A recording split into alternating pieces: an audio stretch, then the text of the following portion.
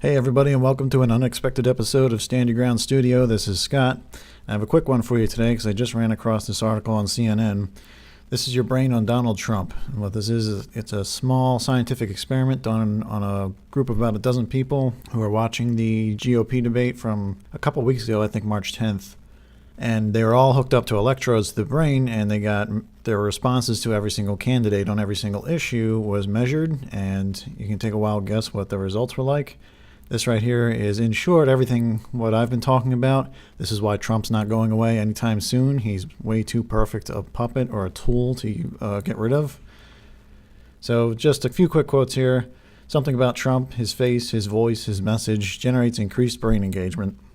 And this is from a research group CEO, Sam Barnett. And he's the one, this guy right here is conducting the experiment. He worked with CNN Money during the most recent GOP debate, which was televised on CNN March 10th, to screen and study a dozen viewers' reactions.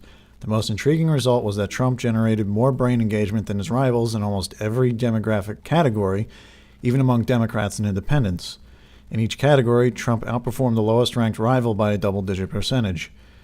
This is from an EEG study. The focus group participants might have been excited by Trump, or they might have been repulsed, but one thing was for sure: they weren't bored.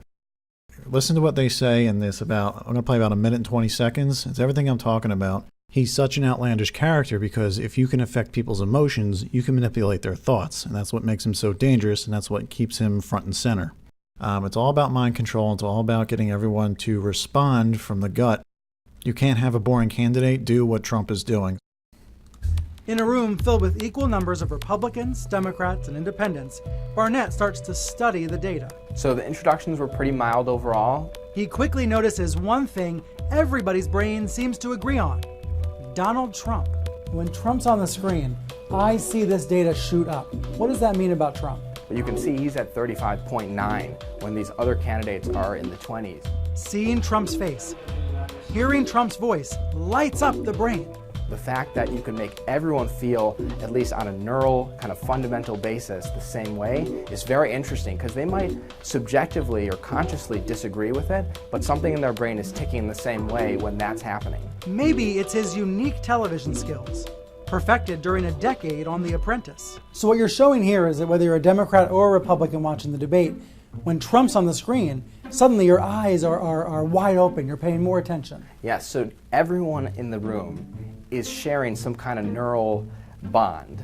Everyone is kind of feeling the same kind of attention, the same kind of underlying passion, at least. Afterward, Barnett's analysis found that Trump led engagement among Democrats, Republicans, and Independents, as well as the women in our focus group. He trailed Marco Rubio among men, but only slightly.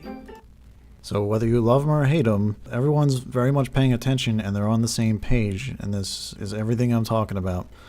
And that's all I wanted to share with you. Let me know what you think below. Thank you for watching. I'll talk to you next time.